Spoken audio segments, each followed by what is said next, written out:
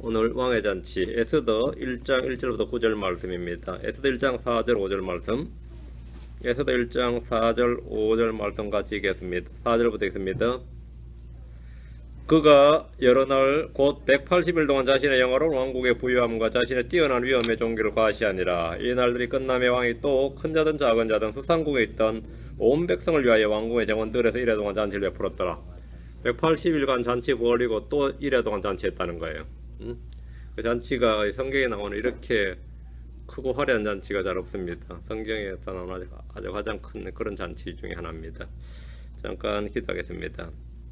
주 하나님 감사합니다. 주께서 은혜를 주셔서 오늘 주의 말씀을 선포할 때 주의 기름 부음이 차고 넘치게 해주시옵소서. 주의 영감이 또 저희 안에 와서 전능자의 영감이 명철을 준다고 하신 말씀대로 저에게 깨달음과 또 지혜와 지식을 허락하여 주시고 또 말씀에서 교훈을 받게 하시고 또 이 진리의 틀에 저희를 넣어주셔서 제가 온전한 하나님의 아들의 형상으로 빚어지도록 인도해 주십시오. 온전을 주께서 함께 하시고 또 이 말씀을 충만하게 베풀어 주십시오. 감사드리며 주의 성도 합니다. 아멘. 예. 오늘부터 에스더 본문을 공부하겠습니다. 에스더기 본문입니다. 에스더는 유대 역사에서 민족의 구원을 위해서 자신의 생명을 내어놓은 믿음의 사람들 중에 한 명입니다. 성경에서 누군가를 사랑한다고 할 때 내가 너를 사랑한다, 아니면 내가 조국을 사랑한다, 내가 가족을 사랑한다, 이 사랑한다고 할 때 이 사랑한다는 의미는 사랑의 대상을 위해서 자기 목숨을 내놓는 걸 말합니다. 그게 성경이 말하는 사랑입니다. 아담은 자기 아내를 사랑해서 죽음을 택했습니다. 예수 그리스도는 교회를 사랑해서 죽으셨습니다. 하나님이 이 세상을 사랑해서 자신의 독생자를 주셨습니다. 독생자를 주셨다는 것은 독생자를 죽음에 내놓으셨다 이 말입니다. 누군가를 위해서 또는 무엇을 위해서 죽는 것을 세상은 희생이라 말하고 성경은 사랑이라고 말합니다. 사랑해서 죽는 죽음을 희생이라고 그러는데, 모세는 민족의 멸망을 막기 위해서 자기 생명을 내놓았습니다. 삼손은 민족의 구원을 위해서 죽음을 택했습니다. 그는 사사로서 민족의 구원을 위해서 자신의 죽음을 통해서 원수들을 멸하고 민족을 구원했는데, 죽일 때 죽인 자가 살았을 때 죽인 자보다 많았더라 이랬습니다. 자신이 죽음을 택한 거죠. 대언자 요나는 민족의 구원을 위해서 주의 명령을 거역하고 스스로 바다에 내던져짐으로써 죽음을 택했습니다. 엄청난 사람입니다. 요나는 나를 들어 바다에 던지라 이렇게 말함으로써 죽음을 택했습니다. 나를 던져 바다에 던지라. 그런 니느웨로 가서 대언을 함으로써 그들이 회개하는 것보다 죄 가운데 멸망함으로써 이스라엘을 멸하는 것을 막기 위해서 이 대언자로서 직무, 그 선포 대신에 자신의 죽음을 택한 겁니다. 모세나 삼손이나 요나나 모두 자신의 죽음을 통해서 민족의 구원을 원했다는 겁니다. 이거 다 우리 주 예수 그리스도의 모형입니다. 이와 같은 믿음, 이와 같은 영을 소유한 여자를, 성경 여자를 한 명 찾아라, 택하라 그러면 당연히 에스더입니다. 에스더는 멸망하게 된 민족의 구원을 위해서 내가 죽으면 죽으리다 라고 하면서 왕에게 나아갔습니다. 신약에서 민족을 위해서 자신의 죽음을 원했던 인물이 있는데 바울입니다. 로마서 9장 3절에 육체에 따른 내 형제들, 내 친족들을 위해서라면 차라리 내 자신이 그리스도로부터 저주받기를 바랄 수도 있으리니 했습니다. 민족의 구원을 위해서 자신의 죽음을 택한 사람이죠. 바울은 자기 동족 유대인들을 위해서라면 자신이 저주받기를 바랄 수도 있다고 말합니다. 이는 반어법이긴 하지만 농담이나 헛소리나 그냥 해본 소리가 아니라 그의 진심이었습니다. 이들은 모두 그리스도의 영을 지닌 사람들입니다. 그리스도의 영, 그리스도의 생각, 그리스도의 마음, 소위 말 주의 마음이죠. 그 그리스도의 마음이란 뭐냐? 사랑입니다. 이 서구 유럽인들, 서구 유럽 사람들이나 이것 헐리우드의 사랑은 이 주체할 수 없는 감정에 따른 육체적 욕망, 이 육체적 욕구, 이 속에서 끌어오르는 이 육체적 욕망, 정욕, 이 주체할 수가 없다 이거요. 이것을 일컬어서 사랑이라 그럽니다. 그게 헐리우드의 정의한 사랑이고, 부드럽고 달콤한 감정적 느낌을 일컫는 것인데, 성경이 말한 사랑은 죽음을 동반하는 자기 희생입니다. 자기를 부인하고 자기 십자가를 지고 주를 따르는 것이 주를 사랑하는 겁니다. 그게 사랑입니다. 형제를 위해서 자기 목숨을 내놓는 것이 형제 사랑입니다. 요한복음 15장 13, 14절, 요한일서 3장 16절, 요한복음 15장 13, 14절. 사람이 친구를 위해 자기 목숨을 버리면 이에서 더 큰 사랑이 없나니 무엇이니 내가 너에게 명령하는 것을 너희가 행하면 너희가 나의 친구니라. 목숨을 버리면 이에서 더 큰 사랑이 없나니, 사랑은 목숨을 버린 것이 사랑이다 이 말이에요. 그보다 더 큰 사랑은 없다 이거. 성경이 가르치는 예수님의 사랑은 자기 생명을 내놓는 죽음이었습니다. 예수님은 양들을 위해 자신의 생명을 내놓으셨습니다. 예수님은 교회를 사랑하사 교회를 위하여 자기를 주셨습니다. 자신을 주셨다는 말은 죽으셨다는 말입니다. 그럼 우리는 어떻게 해야 됩니까? 서로 사랑하라, 내가 너를 사랑한 것 같이 너희도 서로 사랑하라 하는 이 세 계명에 따라 우리 역시 사랑해야 됩니다. 근데 사랑해야 된다는 말이 뭐냐는 겁니다. 사랑해야 된다. 요한일서 3장 16절. 요한일서 3장 16절. 하나님께서 우리를 위해 자신의 생명을 내놓으셨으므로 이로써 우리가 그의 사랑을 깨닫나니. 죽음이 사랑이에요. 우리가 형제를 위해서 우리 생명을 내놓는 것이 마땅하니라. 이게 사랑이다. 이게 사랑이다. 형제 사랑이란 형제를 위해서 우리의 생명을 내놓는 겁니다.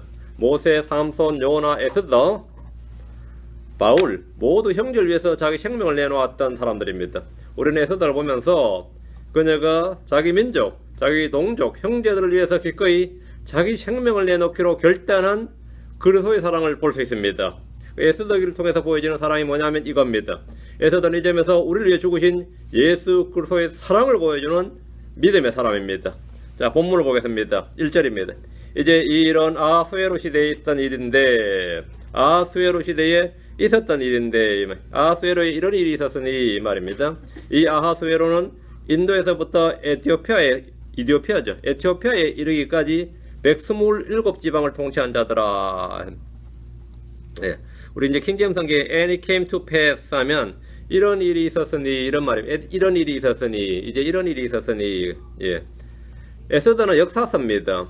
에스더는 유대인들이 만들어낸 가공의 인물이거나 신화적 산물이 아니라 페르시아 때, 그 페르시아 제국 때 왕비가 된 역사적인 인물입니다. 성경은 여느 종교 경전들과 달리 인명은 정확히 그 사람이고 지명은 정확하게 그 땅의 이름입니다. 성경의 모든 사람은 가상 인물이 아니라 실존 인물이며 도시들의 이름은 가상의 도시가 아니라 실제 도시며 국가나 민족 역시 역사적으로 정확하게 실제 존재했던 것들입니다. 전부 다 그런 겁니다. 아담이나 이브나 가인이나 아벨이나 셋이나 에녹이나 노아 등은 모두 역사적 실존 인물들입니다. 에덴은 지상에 존재했던 땅 이름입니다. 언제부터인가 신학자들 사이에서 성경 인물이나 사건을 역사적인 이 실제로 보는 대신에 이 신화적 요소가 많다. 신화적 요소가 많다는 식의 가르침이 유행을 하고 있습니다. 이들은 거짓은 진리처럼 믿고 진리는 거짓으로 믿는 자들입니다. 주의 말씀은 처음부터 참됨의 진리입니다. 시편 119편 160절에 주의 말씀은 처음부터 진실하오니 주의 의로우신 판단들은 모두 영원히 지속되나이다.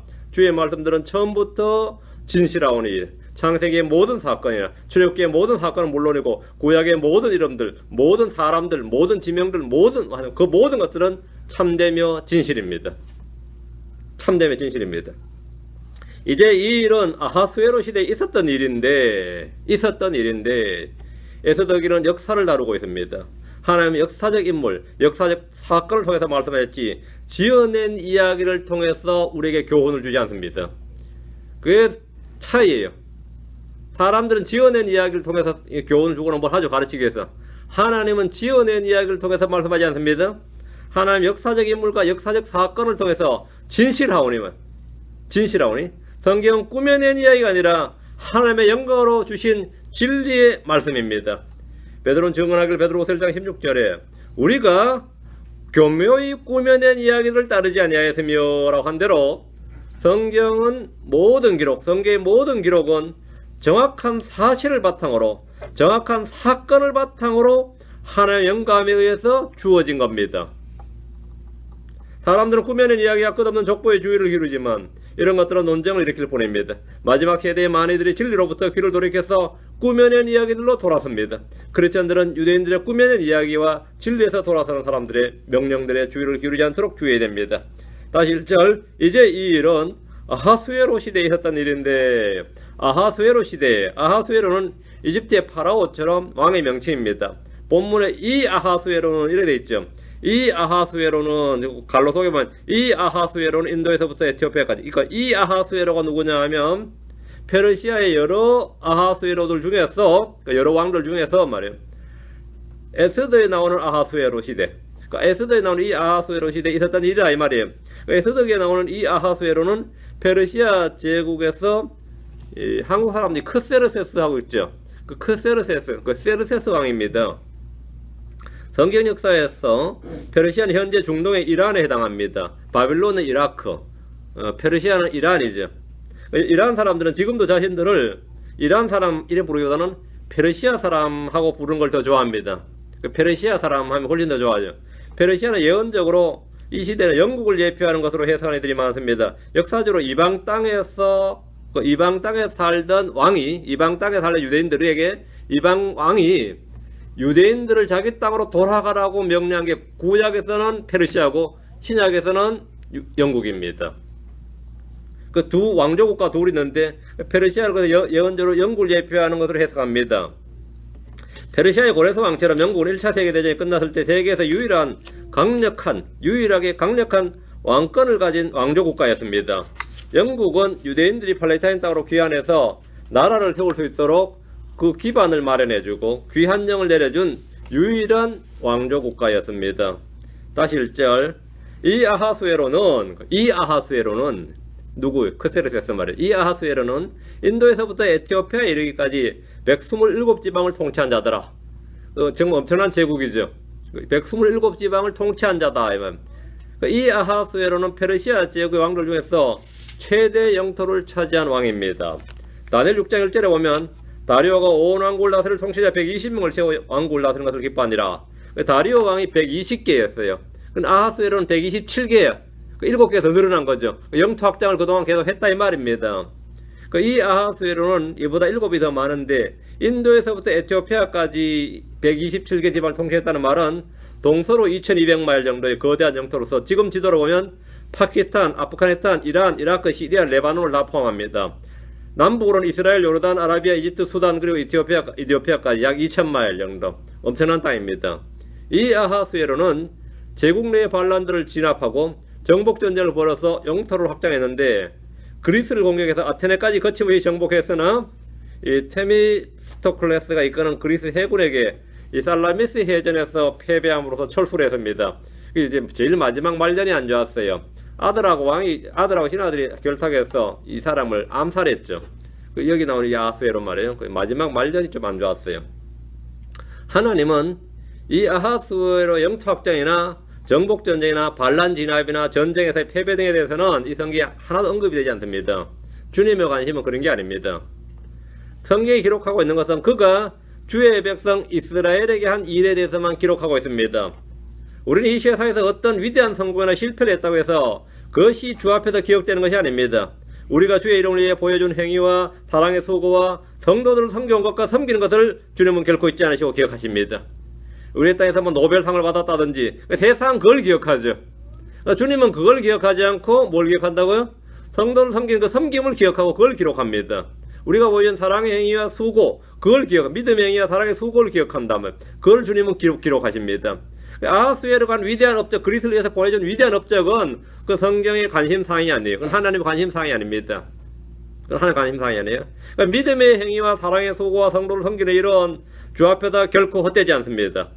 고린도전서 15장 58절에 그러므로 내 사랑하는 형제들아 너희는 굳게 서서 흔들리지 말고 항상 주의 일을 넘치게 하라. 너희 수고가 주 안에서 헛되지 않는 줄을 너희가 아느니라. 너희 수고가 헛되지 않다. 히브리 6장 10절에 하나님 불의하지 아니하사 자신의 이름을 위해 너희가 보여준 너희의 행위와 사랑의 수고 곧 너희가 성도를 섬겨온 것과 또 섬기고 있는 것을 잊지 아니하시느니라. 주의 이름을 위해서 주의 일을 넘치게 하십시오. 그래서 심판서에서 우리가 행한 모든 일이 다 불타 없어져도 그것만은 결코 없어지지 않습니다. 그것은 없어지지 않습니다. 2절입니다. 그 당시에 아하수에로 왕이 수상국에서 자신의 왕국의 왕좌에 앉았고 이 아하수에로 왕은 이 자기 왕국 왕궁을 별궁에 있었어요. 그 티그리스 강, 바빌론이 있고 티그리스 유프라테스 강이 바빌론이죠. 그 넘으면 티그리스 강이 있는데 티그리스 강에서 동쪽으로 계속 가면 거기에 수산궁이 있습니다. 그 도시이 수산입니다. 거기에 이 사람은 있었다. 아버지는 다른 데 있었다. 아버지하고 왕궁이 달랐어요. 왜 그랬냐면 3년을 아버지하고 공동 통치를 했습니다.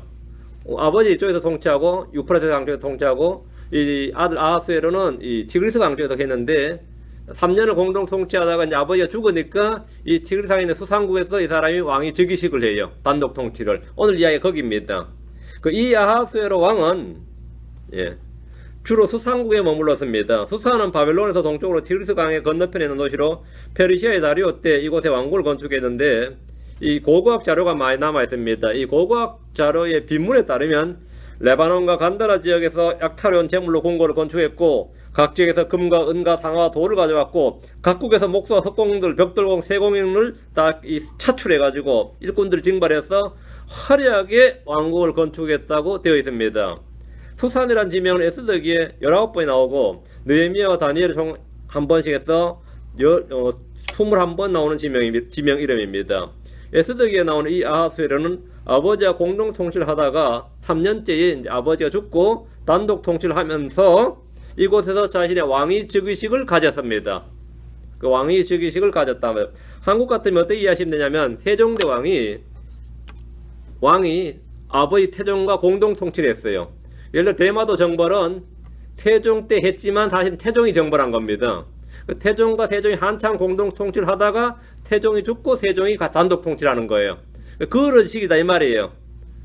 그 3년째 이 아하수에로가 단독 통치를 시작했는데 본문에서 그 당시에 아하수에로 왕이 수산국에서 자신의 왕자에 앉았고 이 말은 그가 이곳에서 왕위 즉위를 하고 이제 단독으로 페르시아 왕이 되었다 이 말입니다. 선대 부왕 그 다리오죠. 선대 부왕이 죽자 그는 수산국에서 자신의 왕국에 앉아서 왕자에 앉았다 이겁니다. 3절입니다. 자신의 통치 제3년에 3년째 일이 있었어요. 자신의 통치 제3년에 자신의 모든 통치자와 신하들을 위하여 잔치를 베풀매 페르시아 메대의 권력자들 곧 지방의 고귀한 자들과 통치자들이 그 앞에 앉더라. 당연히 이제 제국의 왕이 즉위식하면 어떻게 되겠어요? 다 와야 되는 거죠. 사절단 보내야 되는데 그냥 사절단으로 사신을 보낸 게 아니라 통치자를 다 오게 했어요. 자, 집결한 거죠. 그 아하수에로는 제3년에 단독으로 왕이 오르면서 수산에서 거대한 왕의 잔치를 벌였는데 자신의 모든 통치자와 신하들과 페르시아와 메대의 권력자들과 지방의 고귀한 자들과 통치자를 다 불렀습니다. 다 호출한 거죠. 수산국으로 집결하라. 제국의 위엄과 자신의 영광과 부와 권세를 보여주고 충성과 복종을 명세하기 위한 장소 이 자리입니다. 왕이 이제 오르면 당연히 이런 행사는 당연히 있는 겁니다. 왕에게 충성을 이렇게 된 거죠. 왕이 권좌에 오를 때 신하들을 불러 성대한 잔치를 베푸는 일은 왕조국가에서 흔히 있는 일입니다. 특히 제국의 왕이 등극이라. 대관식은 그 영향력 아래 있는 모든 왕국에서 사절단을 보내기 마련인데 페르시아 제국의 왕이 등극할 때 각 지역의 권력자들이 그 앞에 섰던 것은 너무나 당연한 일입니다. 대영제국 한때 잘 나갈 때 대영제국이 왕이 즉위할 때 한국 고종도 이 관리를 파견했어요. 영국으로. 그 극동에 있는 한국조차도 그 영국에 파견했는데 거기 보면 그 얼마나 그 성대하게 왕이 즉위식이 있었던지 그 기록이 한국에 보낸 기록이 자신들이 정신을 잃었다. 자신이 정신을 잃었다고. 자신이 그런 걸 본 적이 없었던 거예요. 얼마나 화려했던지. 응? 지금 그런데 여기서는 지금 그 정도가 아니라 이 말이에요. 4절을 봅니다. 그가 여러 날 곧 180일 동안 자신의 영화로운 왕국의 부유함과 자신의 뛰어난 위엄의 종기를 과시하니라. 아하수에로가 이번에 한번 본때를 보여준 거죠. 이게 뭐냐면 오늘날 어떤 국가 원수도 이런 잔치를 베풀지를 못합니다. 국빈 많지 않은 기가 하루밤이나 이틀 정도 하는 게 전부입니다. 어떤 돈 많은 재벌들이 이런 잔치를 벌인다면 졸부 소리밖에 듣지 못합니다. 미친놈 소리 듣겠죠. 이 정도의 잔치를 벌이려면 예산과 경비가 얼마나 들지 계산이 잘 서질 않습니다. 몇억 달러는 그냥 가뿐히 날아간 거죠. 아하수에로는 자기 왕국에서 무려 6개월 동안 잔치를 벌이며 자신의 영화로운 왕국의 부유함과 자신의 뛰어난 위엄과 종기를 과시했습니다. 아하수에로가 잔치를 벌인 목적이 이겁니다. 그는 자기 지역의 통치자들에게 자신의 왕국의 힘을 보여줌으로써 감히 반역을 꿈꾸지 못하도록 하고 충성과 복종을 유도한 겁니다. 자신의 영화로운 왕국의 부유함, 이 말은 당시 페르시아 제국이 지닌 부유함은 제국 내의 모든 재화를 독점함으로써 왕이 보물창고, 자신의 보물창고를 따로 지어서 관리해야 될 정도였습니다. 얼마나 긁어모았던지 말이죠. 그 127개국에서 조공을 받아왔다 한번 생각해보세요. 정복전쟁에서 재물 다 약탈해 왔는데 진짜 은이 하찮은 것으로 여겨지더라 이런 시대죠. 얼마나 많은지 이스라엘도 이런 적이 있었어요. 솔로몬 시대에 은이 하찮은 것으로 여겨지더라 이런 식의 부유함입니다. 완전히 페르시아 제국이 당시에 재화를 독점을 했습니다. 자신의 뛰어난 위엄의 종기, 이 말은 뭐냐? 아하수에로는 잔치를 열면서 이 제국의 왕들한테, 통치자한테 자기가 어떤 인물인지를 똑똑히 보여준 겁니다. 그는 재물이나 권력을 주체하지 못한 어리석은 상속자가 아니라 오히려 땅을 더 넓히려는 야심을 가진 사람이었고 그리스 정복을 꿈꾸고 있었습니다. 그것을 지금 통치자한테 보여준 겁니다.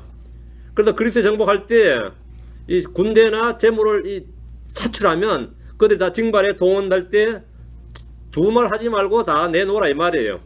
실제로 그리스 정복 전쟁을 3년을 준비했는데 다 차출하는 거죠. 각 지방의 제후들의 그 돈과 군사를 차출해서 그리스로 가는 겁니다. 배를 만들고 갈 때 역사에 보면 3년을 치밀하게 전쟁 준비를 했다 했어요. 근데 어느 누구도 감히 고개를 들고 나는 못하겠다, 우리 지역에서는 또 더 이상 바칠 게 없다 이렇게 못하는 거예요. 왜? 이때 한번 힘을 보여준 겁니다. 그리고 자신이 어떤 사람인지를 보여줬어요. 까불면 죽여버린다 이거지. 실제로 바빌론 진압은 얼마나 잔인하게 진압을 했는지요. 그 다른 제후들이 여기 와서 6개월간 이 왕을 만나면서 아하스웨를 직접 만나고 이걸 하면서 이제 아하스웨가 왕할 때 우리 꼼짝 못한다, 이제 우리는 죽었다, 이걸 한번 6개월 동안 한번 구워 삶아 놓은 겁니다. 그런 재물이나 권력을 주체 못하는 그런 어리석은 왕이 아니었어요. 나는 내가 어떤 사람인지를 보여준다 이거죠. 반란 지역은 철저히 정복해버리고 약탈해버렸습니다. 잔치를 명목으로 6개월 동안 왕국으로 불려온 각국의 통치자들은 아하스웨로의 이런 점을 뼛속 깊이 인식하지 않을 수가 없는 겁니다. 6개월만 이제 돌아가면 뭐죠? 우리 이제 죽었어, 이거밖에 없어요. 우리는 이제 죽었어요. 우리는 이제 죽었어. 이 사람이 제국 왕으로 있는 동안 우리 꼼짝 숨도 못 쉰다 이거죠. 아하스웨로 왕이 할 일이 없어서 통치자를 왕으로 불러다 6개월간 잔치한 거 아닙니다. 6개월간 완전히 뭡니까? 이 자기 사람으로 완전히 만들어 오는 겁니다. 이 모습은 장차 천년왕국 때 우리 주님이 왕좌에 앉으실 때의 모습을 보여주는 겁니다. 초림 때 주님은 갈보리 십자가 위에 달리셨지만 재림 때 주님은 예루살렘 왕좌에 앉으십니다. 초림 때 사람들은 주님을 보고 비웃으며 지나갔지만 재림 때 사람들은 주님 앞에 경배하기 위해서 그분 앞으로 옵니다.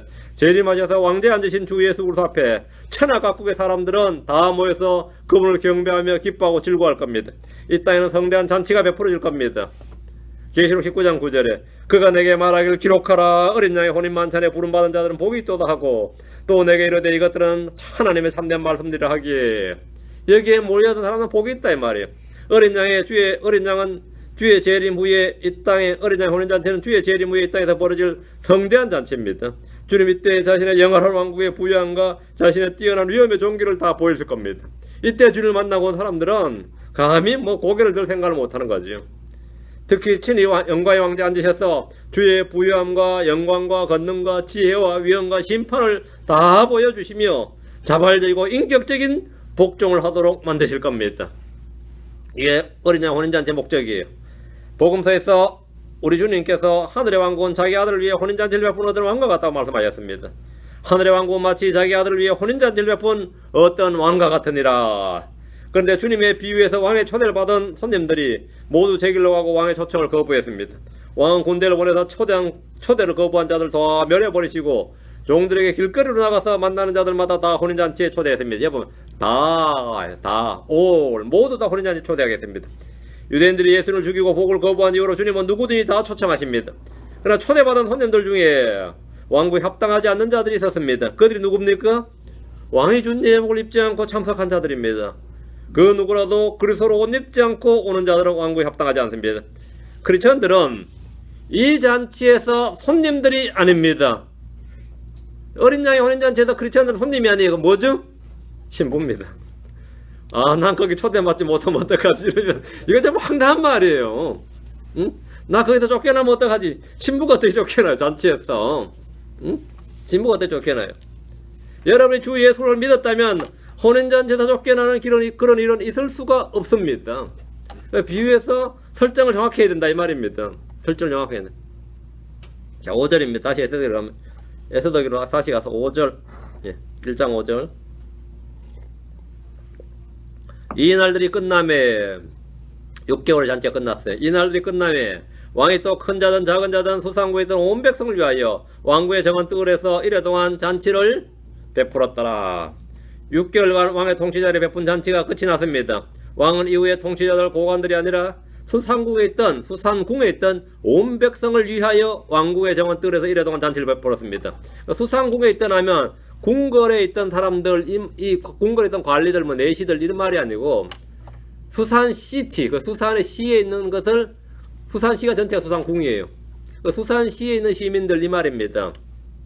예. 그 예를 들어서 한국으로 치면, 비유를 쉽게 하게 했으면 사대문 앞, 서울의 사대문 안에 있는 사람들은 다 왕궁으로 보는 겁니다. 사대문 안에 있는 사람들은. 그 동대문, 서대문 있죠. 그 남대문, 이렇게 사대문 안에 있는 이 시민들은 왕궁 안에 그 안에 시민들로 보는 거죠.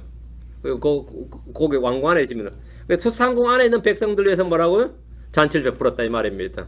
이게 이제 캐피털 시티에 사는 사람들의 축복이죠. 왕은 이제 6개월 잔치를 끝낸 후에 통치자들과 고관들이 아니라 수상궁에 있던 자기 백성들을 위해서 왕궁의 정원뜰에서 이래 동안 잔치를 베풀었습니다. 수상궁에 있는 사람들은 모두 다 왕궁으로 오시오 이런 거죠. 왕은 수상궁에서 일하는 백성들의 노고를 잊지 않고 그들을 위해서 왕궁 정원뜰에서 이래 동안 잔치를 베풀어 줬습니다. 이 잔치는 백성들을 위한 겁니다. 신약 성경 헬라어로 기록되어 있지만 그 속에는 아람어와 페르시아와 라틴어가 좀 들어 있습니다. 만몬이란 말은 페르시아 단어입니다. 만몬은 헬라가 아니라 페르시아 단어예요. 생명나무란 단어 있죠. 생명나무. 그것도 페르시아 단어입니다. 패러다이스, 낙원이란 말도 페르시아 말입니다. 낙원이란 말도. 왕의 정원뜰에 초대받은 백성들은 이 땅에서 수고하다 저 하늘로 부름받은 백성들을 예표합니다. 주님은 여섯째 에덴의 동쪽에 정원을 만드시고 거기에 자신이 지은 사람을 두셨습니다. 우리 모두 저 하늘의 낙원으로 들림받고 거기에 주와 함께 있게 될 겁니다. 그 패러다이스입니다. 거기로 불러서 잔치한다. 이 땅에서 대화를 있을 때 들림받은, 하늘로 들림받은 크리스천들은 셋째 하늘의 낙원, 그 패러다이스, 왕국의 낙원, 왕의 정원뜰에서 주와 함께 먹고 마시게 됩니다. 6절입니다. 거기에는 왕의 정원에 대한 묘사입니다. 거기에는 고운 아마줄과 자주색줄과 은고리와 대리석 기둥들에 붙들어 맨 흰색, 녹색, 청색 현수막들이 있었으며 또 붉은색, 청색, 흰색, 검은색 및 대리석으로 포장한 곳 위에 금과 은으로 만든 침상들도 있었더라. 그 아주 페르시아 제국의 특징이 컬러풀하죠. 예, 뭐 한국 사람들 염색 기술이 없어서 백이민족이라 그러는 거지. 이렇게 컬러풀하지가 못하지. 흰색, 녹색, 청색, 뭐 자주색, 색깔이 붉은색, 다양하죠. 대리석도 어때요? 붉은색, 청색, 흰색, 검은색 및 대리석 이랬죠. 이건 뭐냐면 대리석을 이렇게 한 가지 색깔이 아니라 맞춰놨다 이 말입니다. 색깔로 문양을 맞췄다 이 말이에요. 왕의 정원에 있는 장식이 얼마나 화려한지 보십시오. 오늘 어떤 권력자나 부자들이 꾸며놓은 실내 장식도 이렇지 못합니다. 거기에는 고운 아마줄과 자주색 줄로 은고리와 대리석 기둥들의 흰색, 녹색, 청색 현수막들이 있었다는 말은 페르시아 제국 일찍이 여러분 잘 아는 대로 실크로드의 저거예요. 실크로드. 그 말은 뭐냐면 이 실크를 비롯한 양탄자 옷감들이 엄청나게 발달한 곳임을 잘 보여주는 겁니다. 그쪽이 특이하게도 지금도 뭐 이 페르시아 양탄자 하면 지금도 비쌉니다. 페르시아 양탄자는 그쪽이 그 직물이 굉장히 발달해 있었어요. 직물이 그 양탄자 뭐 타고 날고 뭐 그런 이야기 있죠. 그게 좀 더 그쪽 이야기들이에요. 거기에 상당한 그냥 이 양탄자 만들면 되고 카펫도 그냥 만들면 되는데 거기에 각종 문양을 새겨놓고 그걸 그냥 예술품으로 보는 거예요. 그쪽은 그걸 예술품으로 봤어요. 거기 온 힘을 다하기로 그러지. 참 특이한 것인데 그 색깔도 가지가지로 말이죠. 그 바닥에 붉은색, 청색, 흰색, 검은색으로 다양한 패턴의 대리석으로 포장되어 있고 그 위에는 금과 은으로 만든 침상들로 있었다. 정원에 웬 침상이 있죠? 정원에. 그러니까 이 개혁성경 모르겠고 이 현대분들은 이 침상 말이 안 된다고 생각해서 이 카우치로 바꿨죠. 이 침상이 있다 이게 베드라는 게 말이 안 된다. 왕은 백성들을 자신의 정원에서 이런 잔치를 베풀었는데 백성들 위해서 정원에 웬 침상이냐면 당시 이들의 식사 관습을 보여주는 겁니다. 식사를 할 때 지금처럼 우리 의자에 앉아서 똑바로 앉아서 먹는 것이 아니라 침상에 올라서 비스듬하게 이렇게 먹습니다. 여러분 만약 뭐 옛날 영화 보면 그쪽 사람들이 귀족들이 어떻게 식사하냐면 왕은 비슷하게 이렇게 엎드려 먹는 게 나와요. 근데 그렇게 먹으면 소화가 훨씬 더 잘 된답니다. 앉아서 이렇게 먹는 것보다는 비슷하게 누워서 먹는 게 훨씬 더 소화가 잘 된다 그래요. 그래서 그 침상에 있는 거죠. 그 화려함과 아름다움이 땅에서는 비교 대상이 없을 정도입니다. 왕의 정원이다 말이죠. 솔로몬 시절에 그 왕궁이 이 정도였을 것이라고 짐작할 뿐입니다. 역대기야 9장에 보면 솔로몬의 왕궁이 한 이 정도였을 것이다. 우린 저 하늘에서 만화의 왕이신 우리 주님과 함께 도시 성벽은 벽옥으로 되어 있고 그 도시는 순금이며 맑은 유리 같으며 그 도시의 성벽 기초대로 온갖 종류의 보석들로 장식되어 있고 그 12문은 진주고 그 도시의 거리는 순금이고 마치 투명한 유리 같은 곳에 영원히 그분과 함께 살게 됩니다. 페르시아 왕의 백성들을 초대한 왕의 정원과는 비교할 수 없이 충만한 아름다움이 있는 그런 패러다이스에, 그런 정원에 우리가 살게 될 겁니다. 우리가 살게 될 곳이 바로 그런 곳입니다. 여기서 딱 보고 이런 곳에서 살았으면 좋겠다 싶은 사람들은 그런 곳보다 나은 곳에 살게 됩니다. 여러분이 그런 곳보다 훨씬 더 나은 곳에 살게 돼요. 지금 뭐 더러운 카펫에 살게 되더라도 소망을 가지세요. 소망을 가지, 걱정을 하지 마세요. 나한테는 하나님이 만들어 놓은 나를 위한 맨션이 있다. 이걸 여러분이 기억하시면 돼요. 잠시 지금 사는 건 임시거처입니다. 잠시만 견디라고. 잠시만. 7절입니다. 그들 또한 저들에게 금으로 된 그릇들에 마실 것을 주었는데 이 그릇들은 서로 생김새가 다르고 또 왕의 형편대로 주는 왕의 포도주가 풍부했더라. 정말 뭐 잔치 할만하죠. 이런 잔치는. 아하수에로는 자기 정원의 백성들을 불러서 금으로 된 그릇들에 마실 걸 줬습니다. 최고의 대접이죠. 제가 그때 보니까 뭐 누구는 뭐 은수저 아니면은 뭐 이 스테인레스로 된 수저를 주면은 모욕적으로 생각하는 사람이 있어요. 반드시 식탁에는 은수저를 내놔야 되고 이 밥그릇도 그렇게 은으로 된 거지. 왜 사람이 그렇게 그런데 먹지 이런데 먹냐 그런 걸 봤거든요. 왜 이런 그릇 같지도 않은 그릇에 먹냐 이거야. 우리 뭐 여러분 어떤 그릇에 먹어요? 사기 그릇에 먹고 그러죠. 근데 그 관심 자체는 안 갖지. 나는 은수저에 먹어야 된다는 생각을 해본 적이 없어요. 근데 지금 이 아하수에로라는 사람은 백성들에게 금그릇을 내놨다. 금그릇을. 이 아하수에로가 보통 배포가 보통 큰 사람이 아니에요. 그죠? 그 아낌이 없어요. 이 장면은 그 벨사살 왕의 연애를 생각나게 합니다. 바빌론의 벨사살 왕은 귀족 1000명을 이 왕으로 불러다 잔치를 베풀었는데 자기가 있는 금그릇을 내놓으면 될 걸 가지고 예루살렘 성전에서 탈취한 금그릇들을 내다가 마셨어요.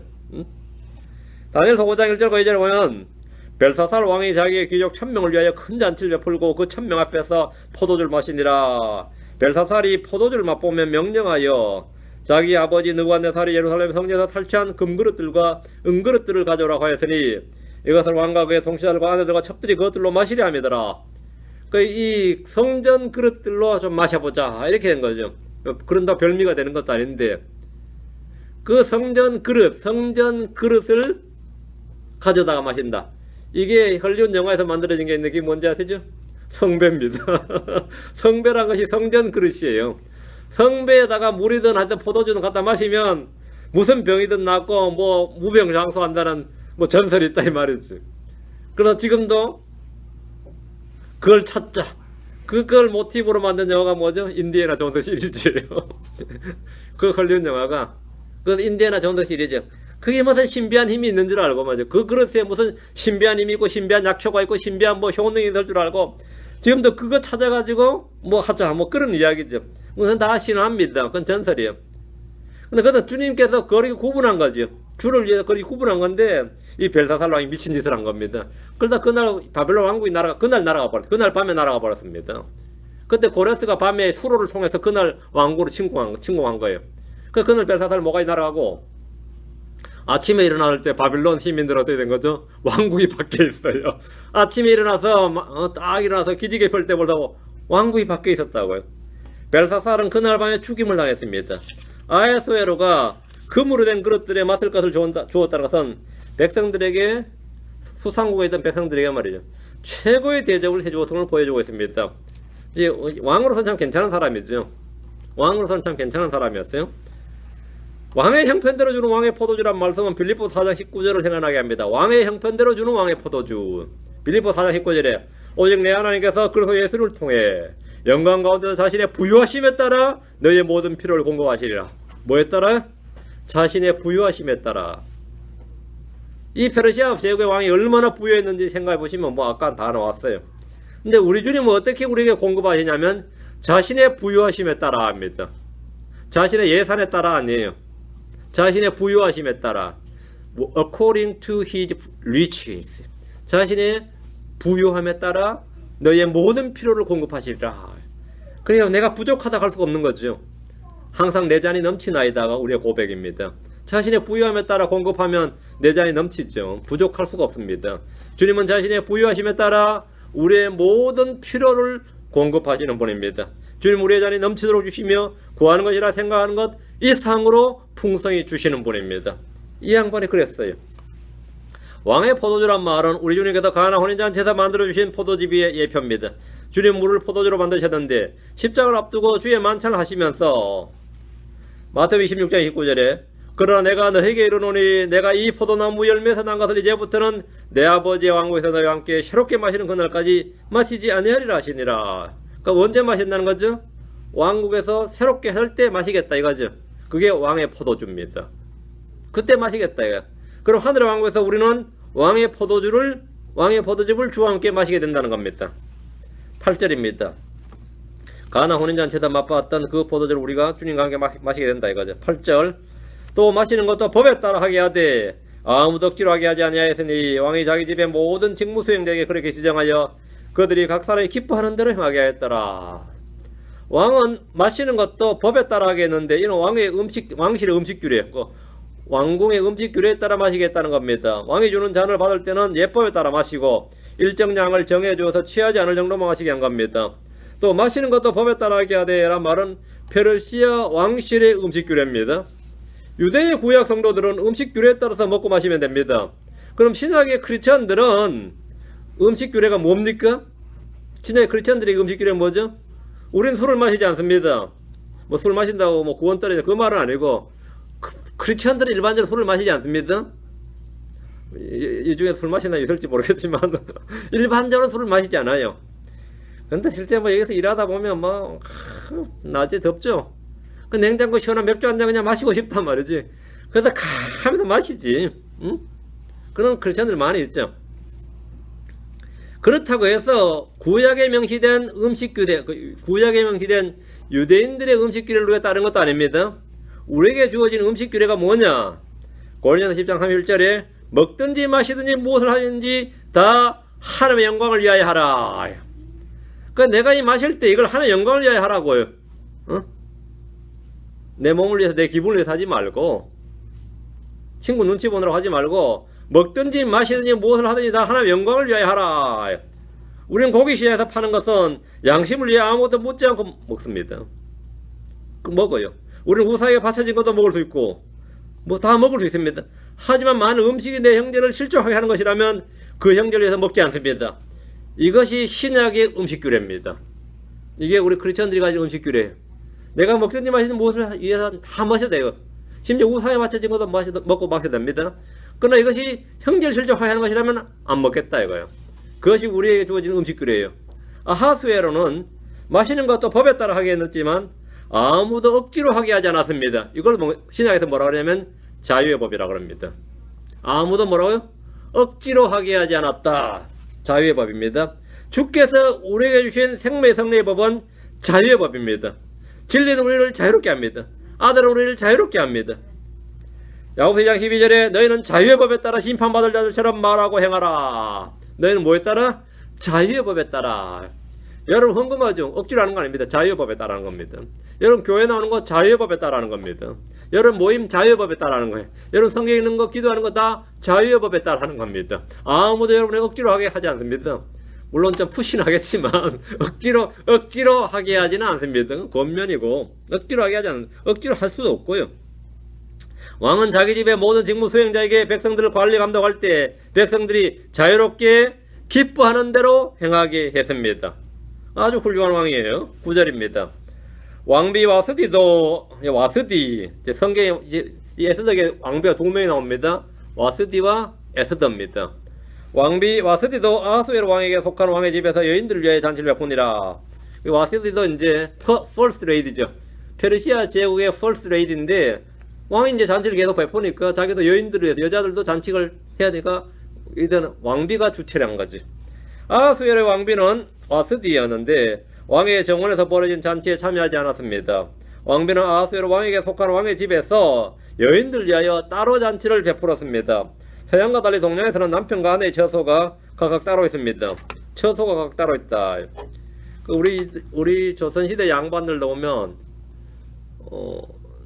별채를 쓰죠. 자기 마누라 집 따로 자요. 본래 별채에 삽니다. 별채에. 뭐 이 서민들은 아닌데 웬만하면 다 별채에 살아요. 좀 사는 사람들은 다 별채에 살았어요. 그러다 부를 때만 같이 저거 하죠. 독자적으로 분리되어 있었단 말이죠. 그래가지고 그걸 뭐라 하죠? 내외지간이라 그래요.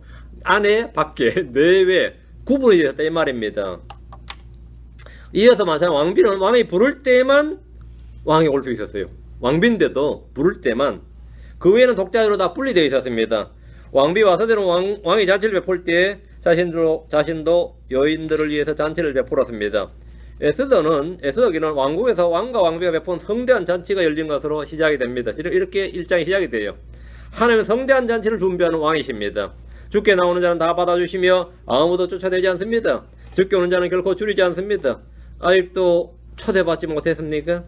주께서 여러분을 부르시고 계십니다. 다 내게로 오라. 다 내게로 오라. 계시록 20장 17절에 성령과 신부가 말씀하시기를 오라 하시는도다. 듣는 자도 오라 할 것이요 목마른 자도 올 것이요 또 누구든지 원한 자는 값없이 생명수를 취하라. 이것이 주의 음성입니다. 여러분 와서 마시면 됩니다. 여러분 이 잔치에 참여하면 됩니다. 여러분은 주인공입니다. 여러분은 손님이 아니라 주인공입니다. 객들은 누구냐? 따로 있습니다. 객들은 따로 있어요. 우리는 주체자가 되는 겁니다. 오라. 지금 우리가 이 시대에 지금 우리가 주님의 초대 응하면 우리가 바로 주체가 그리스도의 신부가 되는 겁니다. 그리스도의 신부가 되는 겁니다. 오늘 여기까지 하고 다음 시간에 10절부터 계속하겠습니다. 에스더기는 그냥 재미없는 따분한 책이 아닙니다. 여러분에게 에스더기에 나오는 풍부한 이 말씀, 이 풍부한 이 말씀의 지혜, 그거를 좀 열어서 보여주고 싶어서 하는데 기도를 많이 해주시고 여러분들도 에스더기를 많이 읽어보시기 바랍니다. 기도합시다. 위대하시고 거룩한 주 하나님 감사합니다. 함께 기도하셔서 오늘 주의 말씀을 선포했습니다. 선포한 모든 말씀들이 듣는 성도를 마음 안에 믿음으로 결합되게 하시고 가르침과 깨우침이 있도록 인도하시길 간구합니다. 전하신 주님께서 온종일 오늘도 주의 영과 함께 동행하게 하시고 주의 영으로 충만하게 하시고 또 말씀의 은혜 속에 젖어 살 수 있도록 복을 주시옵소서. 감사드리며 주의 성기도합니다. 아멘. 아멘.